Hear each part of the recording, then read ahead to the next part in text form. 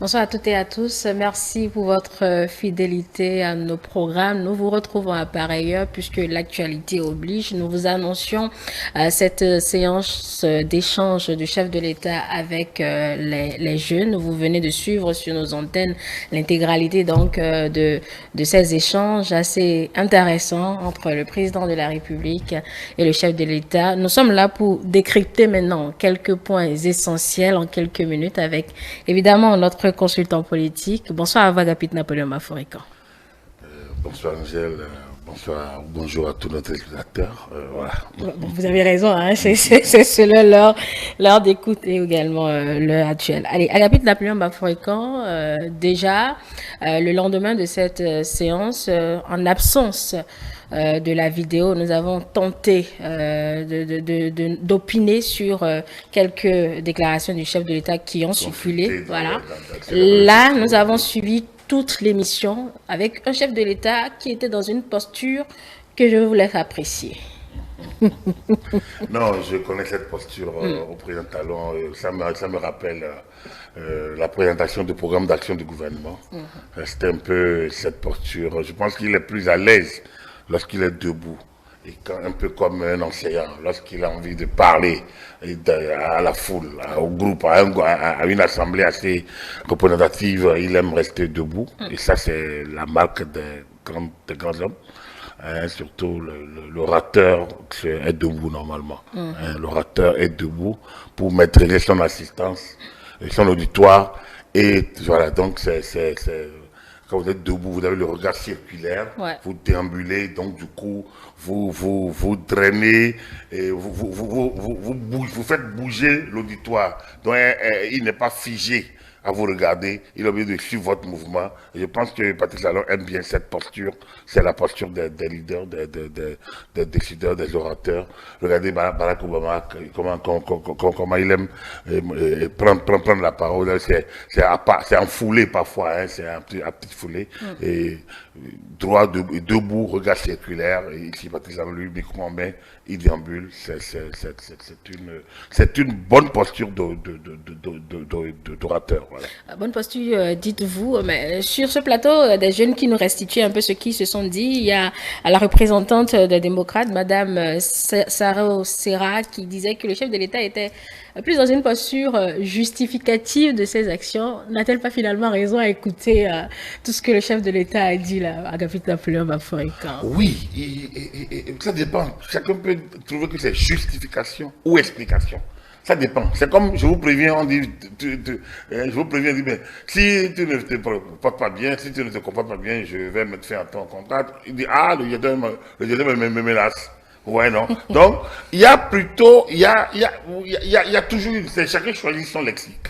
Moi, j'ai vu un Patrice Talon qui a envie d'expliquer. Mais pourquoi pas justifier son action? Il est en fin de mandat. Il a justifié, oui, on peut. Donc, ce que la dame, notre sœur de la démocrate a dit, ça peut se justifier. Moi, la partie où je l'ai vu avec Mintokwe, j'ai eu l'impression qu'il avait envie de convaincre de quelque chose. Peut-être que j'ai trouvé qu'il a passé beaucoup de temps à cela. Et qu'il aurait peut-être pu raccourcir pour dire. On attendait même à ce qu'il donne la parole à Mitoko, mais finalement, bon. Non, Mitoko n'avait pas. Il voulait parler, mais on ne lui a pas donné la parole. En fait, il avait envie de dire. Oui. Et puis, je pense qu'en 2-3 mois, il aurait pu dire et avancer. Moi, c'est la fausse note de la sortie présidentielle. C'est pas. Moi, je trouve que cette séquence, je trouve qu'on aurait pu s'en passer.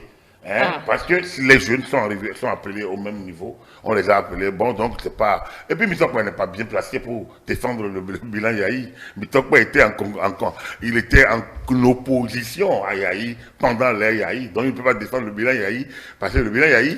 Il a peut-être le malheur, en griffe aujourd'hui, d'être avec lui. Exactement, mais c'est pour ça qu'il faut dater les moments. Il faut dater. Moi, j'ai pas fait campagne avec le président Talon. Moi, je suis resté dans le Séral Yahi.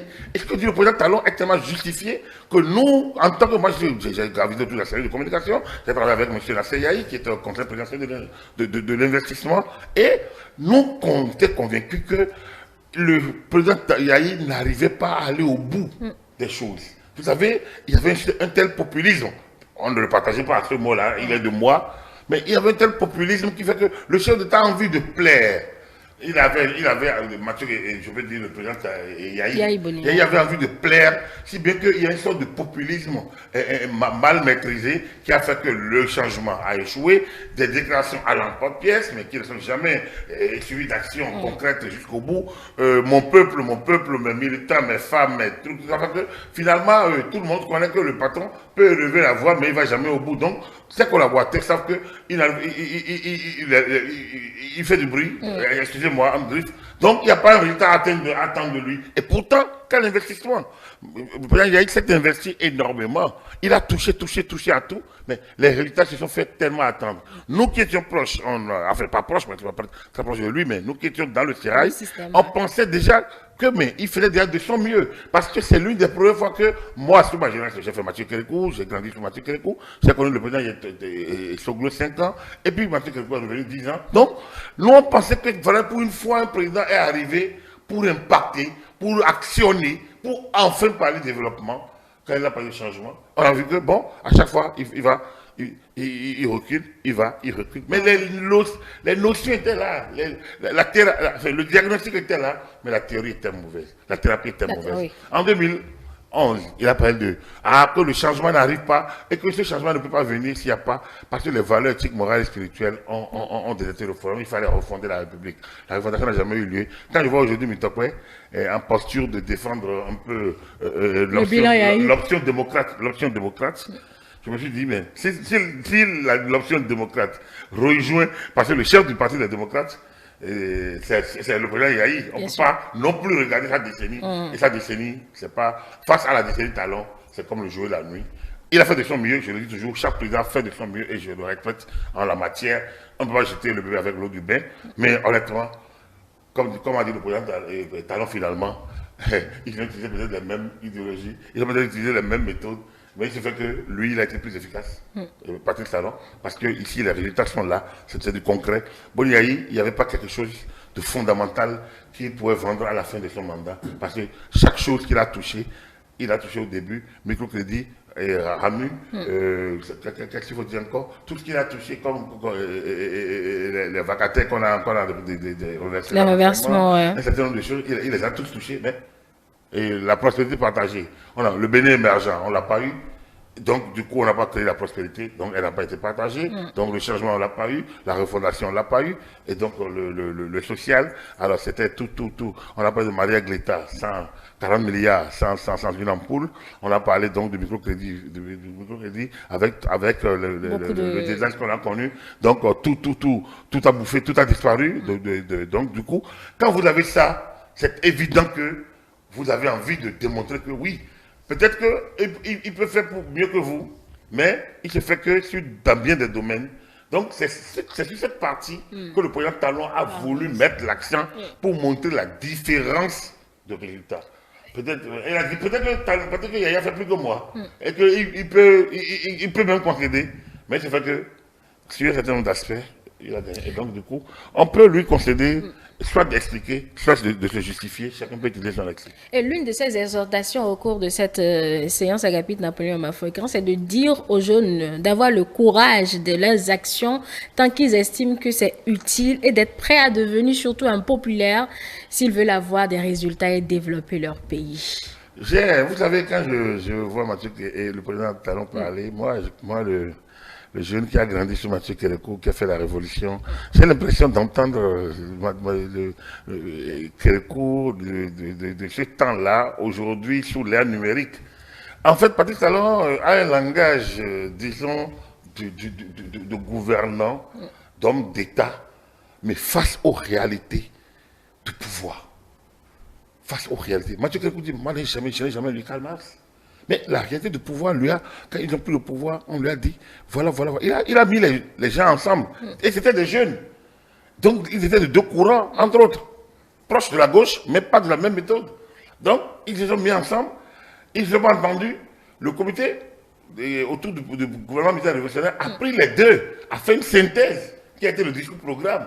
Et après, a continué. Donc, vous voyez, vous dites, 50, quelques années après, 55 ans après, 55 ans après, ou bien 45 ans après, je ne sais pas combien d'années après. Donc, et 40, c'était quelle année 2000 53 ans après, 52, 53 ans après, 53 ans après, vous voyez un Patrice Talon, mais qui demande à la jeunesse de croire hein, en ce qu'elle doit faire. Et non. Et d'être courageuse. Et d'être courageuse. Quand on dit comptons d'abord sur nos propres forces, sur nos propres ressources. Quand on dit que la jeunesse doit faire de lance d'un État. Mais tout ça, c'était de remobiliser les jeunes pour qu'ils sachent que c'est à eux que le pays appartient et que c'est à eux de mettre la main à la pâte, de croire déjà que le bonheur n'est pas dehors, il est dedans et que nous devons investir. Et ça, j'ai écouté ça dans beaucoup de lexiques de Patrice Talon aujourd'hui. J'ai écouté beaucoup de formules qui se rapprochent de la première phrase du discours programme que j'aime bien pour une politique nouvelle d'indépendance nationale. La caractéristique fondamentale et la toute première de la hiérarchie de notre pays, c'est la domination étrangère. Mais Patrice Talon dit, on ne peut plus continuer aujourd'hui, donc 53 ans après, il dit, mais on doit laisser tranquillement la domination étrangère pour parler de nous-mêmes. Or, ce document de 72 dit quoi? L'objet de l'histoire de cette domination, c'est un certain nombre de choses, dont l'oppression de l'homme par l'homme. Pour cela, il nous faut une politique nouvelle d'indépendance nationale. Et ils ont décliné la politique nouvelle d'indépendance nationale. Ça veut dire quoi? Si cette politique était mise en œuvre jusqu'au bout, nous devons nous libérer de la domination étrangère pour être nous-mêmes. Alors, on n'a pas pu le faire. Il y a eu la gabégie, il y a eu d'abord l'idéologie qui a divisé les gens, il y a eu la gabégie dans la gestion, il y a un certain nombre de choses, on a eu la banqueroute, on a eu été à la conférence nationale. 53 ans après le discours d'orientation nationale, on retrouve Patrice Talon qui dit, oui, on ne peut plus continuer à accuser l'étranger. Ça veut dire quoi? On aurait pu, on aurait dû, on devrait. Et c'est la politique qu'il a menée pendant les 5 années, pendant les 10 années, nous montrer que nous devons nous libérer des postures antérieures et faire regarder en face qu'il n'y a que nous-mêmes pour faire notre bonheur, notre développement. On ne peut pas partager ce qu'on n'a pas produit. On ne peut pas produire sans travailler. Et on ne peut pas travailler dans l'indiscipline. Et donc, il a essayé d'expliquer ça à la jeunesse. Ce n'est pas une affaire d'idéologie, il était clair là-dessus.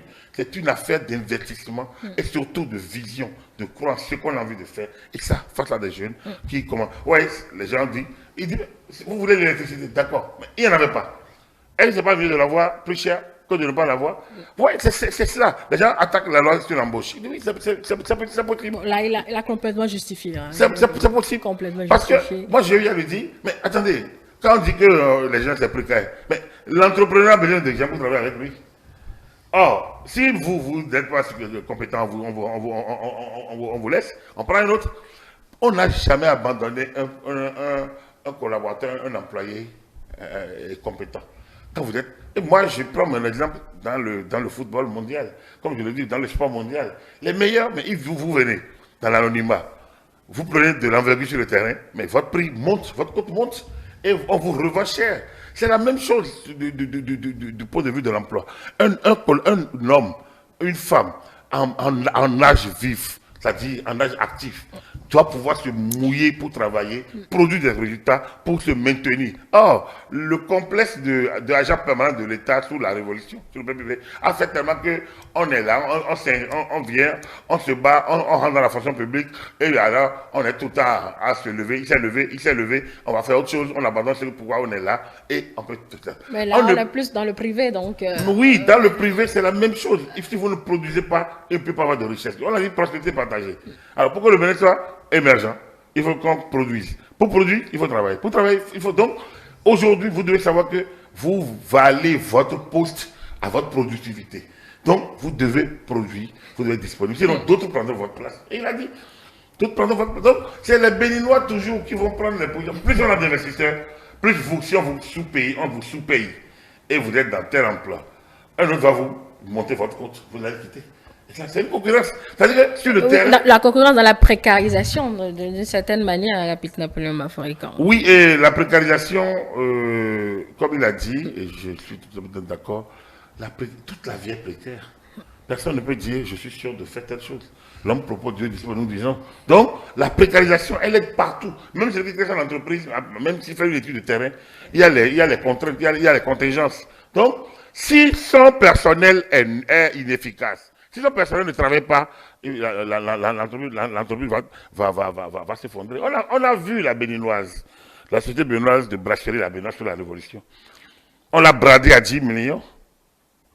Ouais, 10 millions, c'est pas combien, 10 millions, c'est pas combien. Oui, en 90, oui, mais on l'a bradé, je sais pas combien. On l'a bradé à ceux qui l'ont acheté. Mais malgré la concurrence et des bières, des boissons, Nigériane, frontalières et autres, là. nigérienne. Mais la Sony-Blanc, elle vit, elle est debout. Pourquoi? La gestion.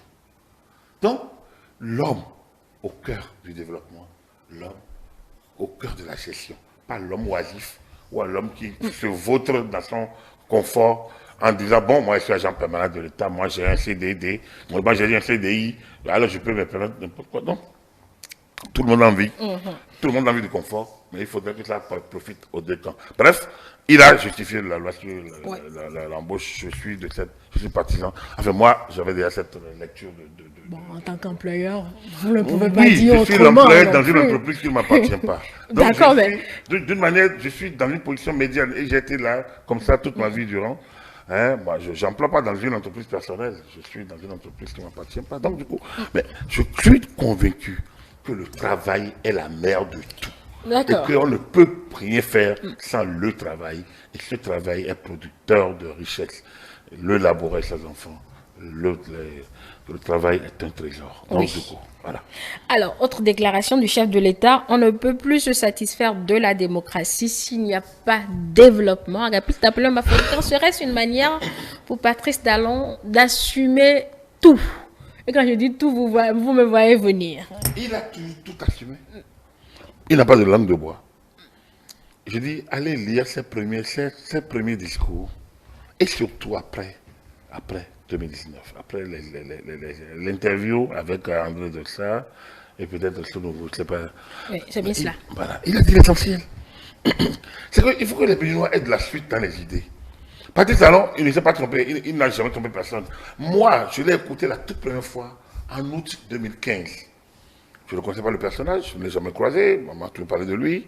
Mais quand j'ai écouté Patrice Talon avec une interview à Mali Gobina, août 2015, je me suis dit, ce monsieur, moi je crois que c'était un homme d'affaires, bon, qui a fait beaucoup d'argent, mais bon, je ne pensais pas qu'il avait du contenu intellectuel. Et cette sortie m'a séduit. Je pense que j'ai même écrit un mot sur ma page Facebook, bien que je fus dans le cabinet, je travaille avec avec Marcel Yahi. Bien que je sois au palais, je travaillais en tant que... Mais j'ai dit, il fallait terminer. Franchement, j'ai aimé. Parce que c'était clair. Patrice Talon ne s'est jamais dérobé. Je pense qu'il a assumé pendant les 10 années ce qu'il est, ce qu'il veut pour ce pays. Et il les a déclinés et il les a mis en œuvre à pas de charge. En fait, c'est les autres qui n'ont pas suivi. Il a mis en place un gouvernement qu'il a dépolitisé. Il a mis en place un système pour lui permettre d'avancer. Il a perdu le principe de la révision de la Constitution qui lui aurait pu peut-être lui permettre de donner le mandat unique. Il a fait sa coalition, ce qu'on appelle donc, dans un changement, vous faites votre coalition. Il a mis en place sa coalition du changement pour avancer. Ça revient de la Constitution. Il a utilisé la même Constitution pour aboutir, pour atteindre ses objectifs. Il les a atteints et il défend. Regarde pas le Parlement monocolore, vous l'avez écouté, c'est sa réponse. Oui. Voilà, donc, mais c'est cela. C'est les mêmes qui étaient autour de Talon, qui étaient autour de Yahi. Et c'est eux qui deviennent opposants. Bon, quand moi j'ai vu Bitopé aujourd'hui dans la posture de défendre les démocrates, donc Yahi, ça m'a montré carrément tout ce que disait le président Talon. Mais attends, mais il y a 10 ans, Bitopé était dans l'autre camp, et Oulizo. Donc c'était ça. On connaît. Donc, qu'est-ce qui a changé? Est-ce que c'est quand les hommes changent de camp qu'on est en démocratie? Ou c'est quand les gens ils font de grands débats d'idées? En réalité, quand vous allez au Parlement, UPBR, mais c'était 150 partis, c'était les 200 partis qu'on avait.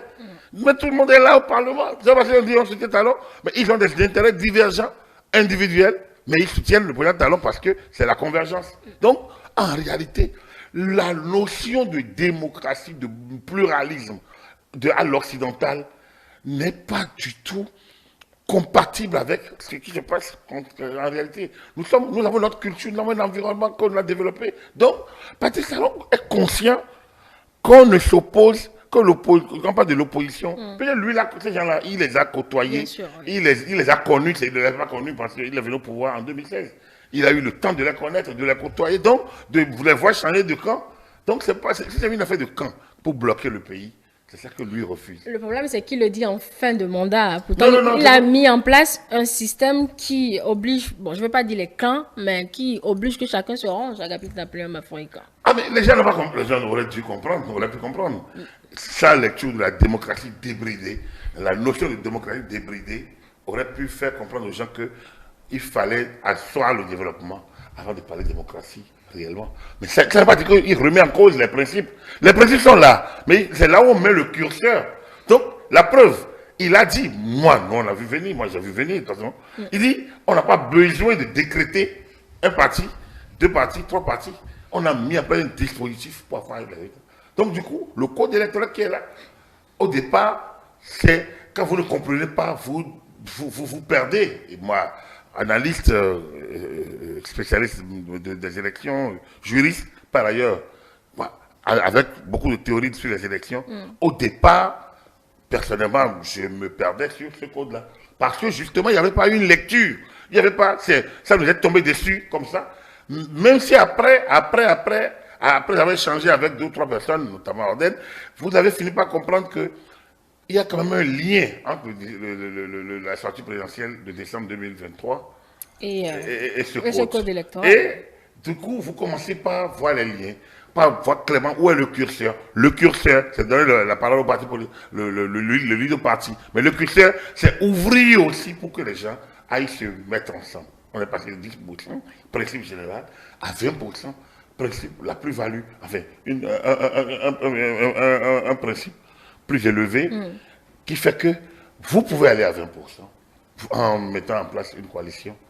Ça vous permet, enfin avec une coalition, vous pouvez faire corps commun, sans être en alliance, mais vous décidez de travailler ensemble. Du coup, vous baissez cette notion systématique d'opposition mécanique ou de soutien mécanique, parce que je suis de bloc républicain, je suis soutien, et parce que je suis la démocrate, je suis opposition mécanique, même si le projet est un projet viable, intéressant.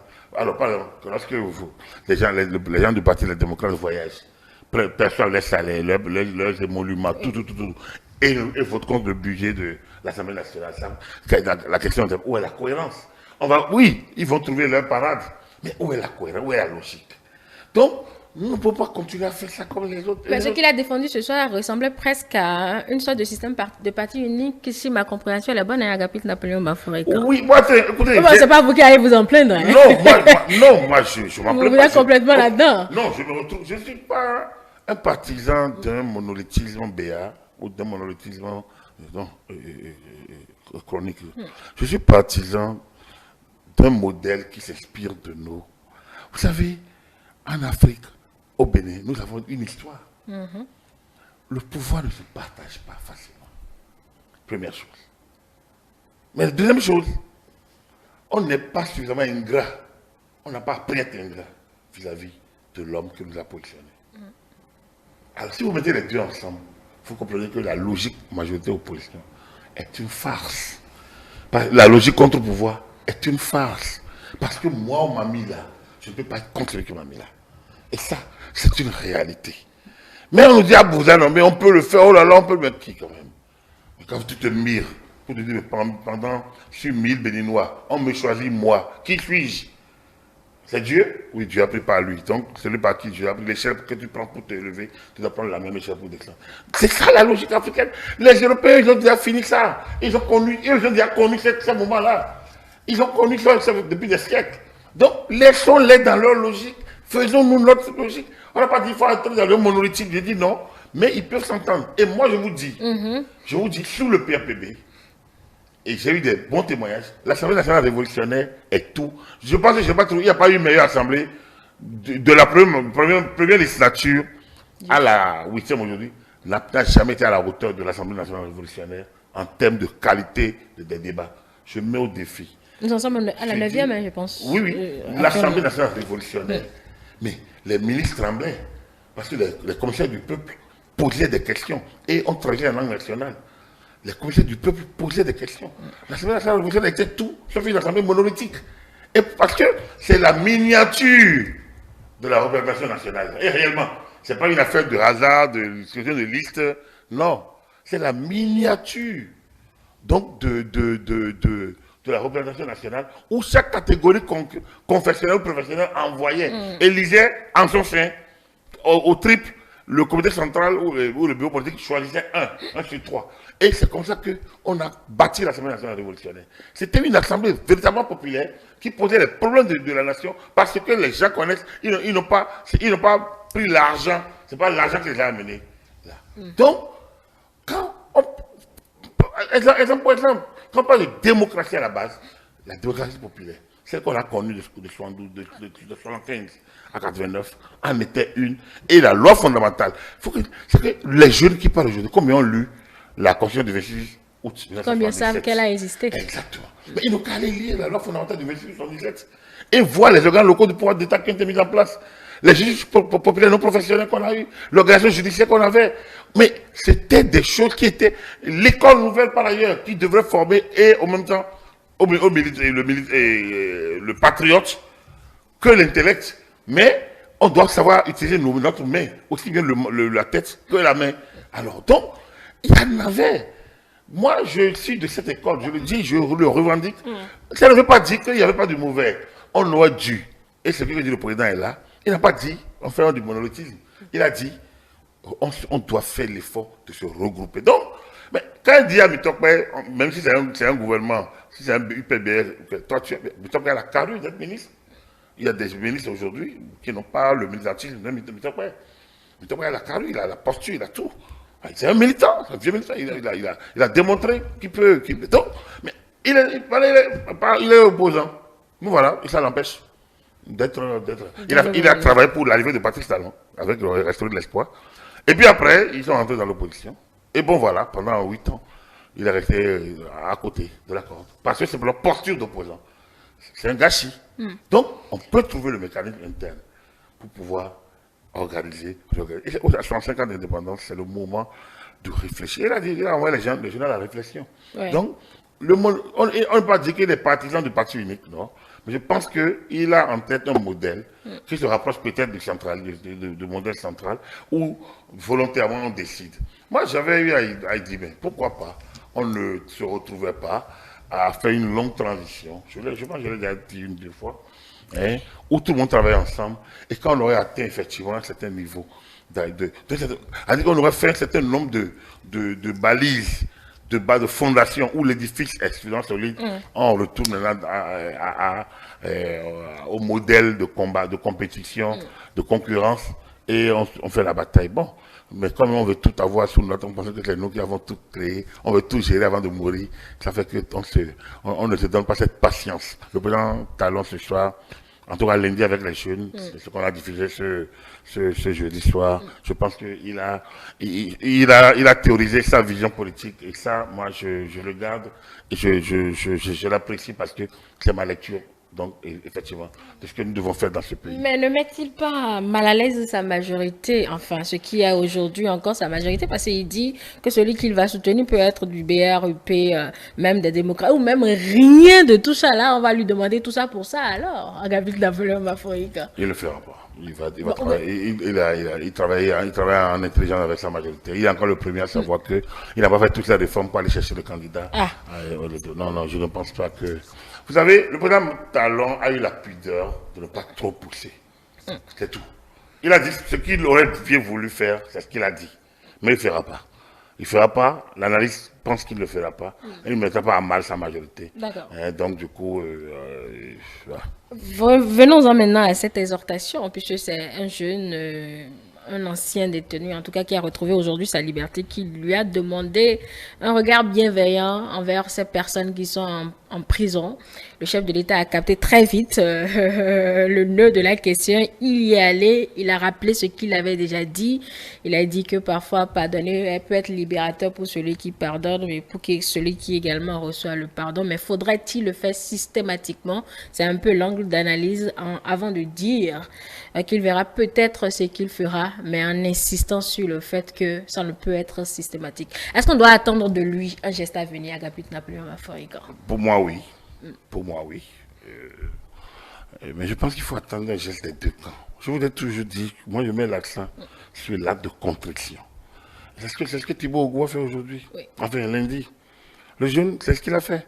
C'est ce que le président Yahi n'a pas pu. Quand il dit pardon, pardon, non. Le Parti des démocrates devrait demander pardon formellement au nom de deux. Il devrait le faire. Là, on cesse. Le président Talon comprend le problème. Mais on ne peut pas mettre notre justice. Elle a beau être la plus mauvaise justice du monde entier. Je ne le dis pas du tout. Et je ne le crois pas d'ailleurs.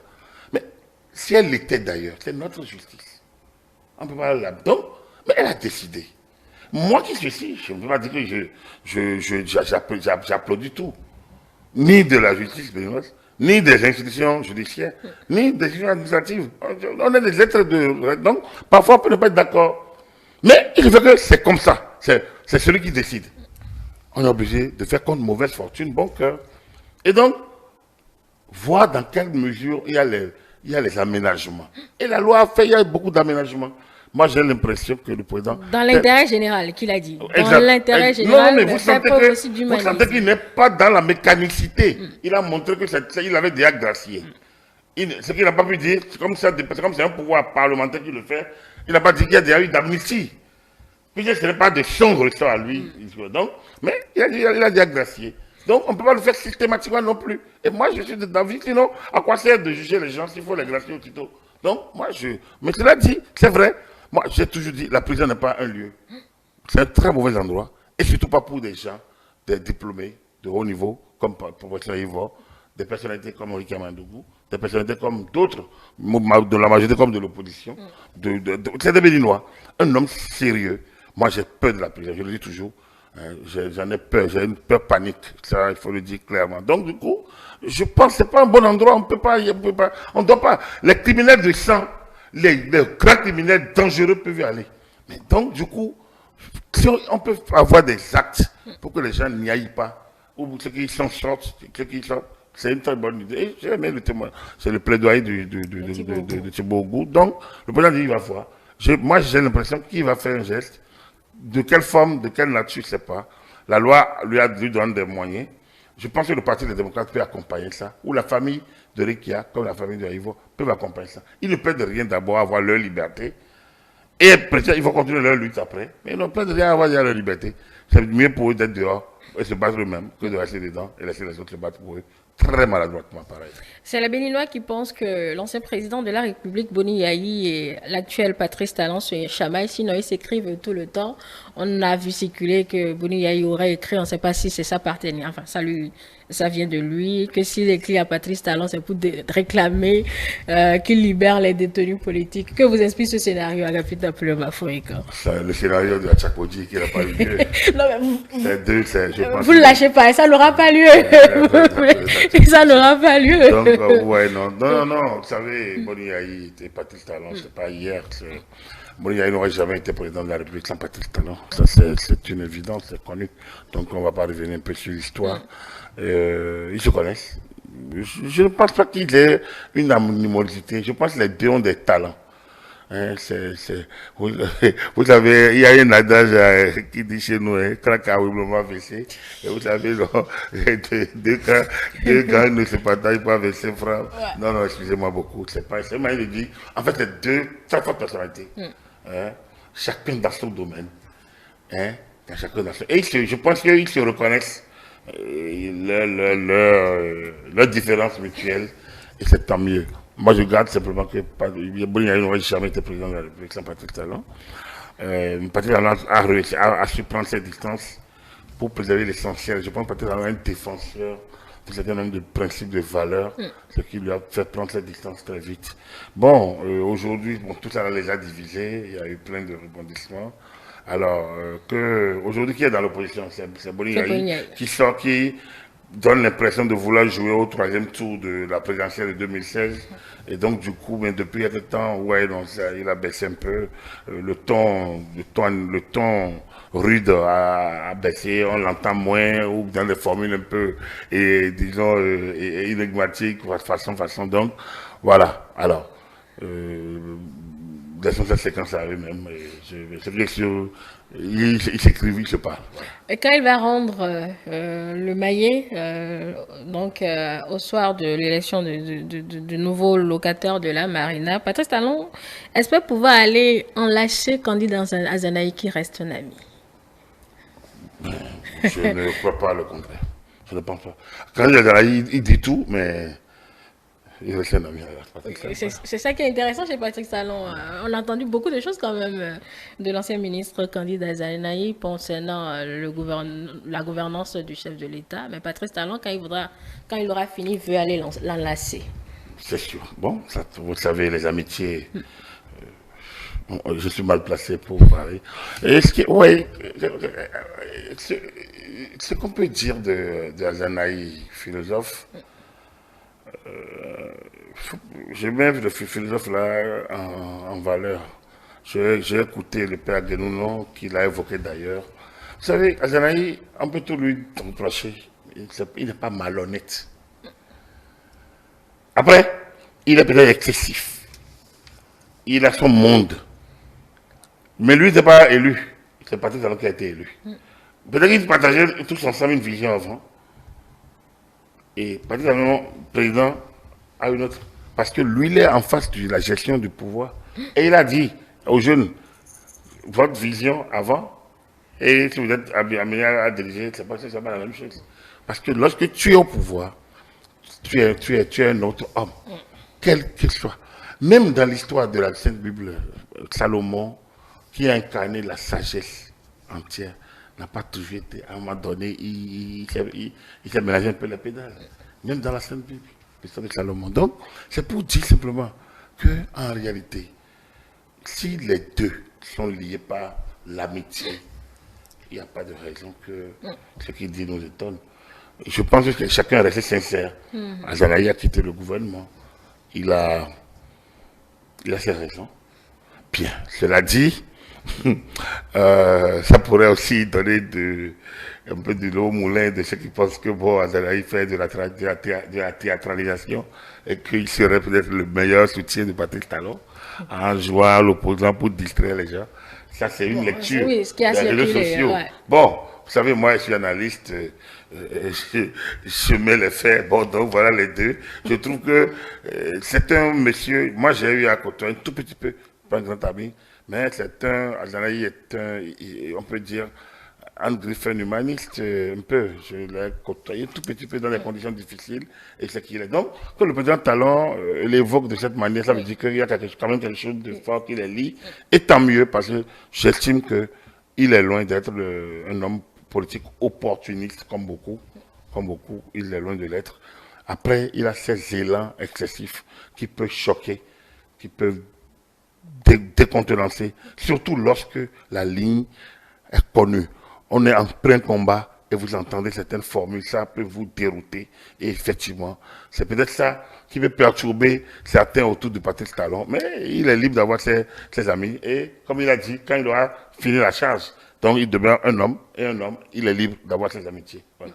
Allez, Agapit Nampelo Mafoui, quand on a fini, il a fait à la veille du 65e anniversaire de l'indépendance du Bénin. Vous le disiez lors du premier décryptage qu'on a fait, il donne le relais simplement à la jeunesse pour sortir de ces échanges. Agapit Nampelo Mafoui.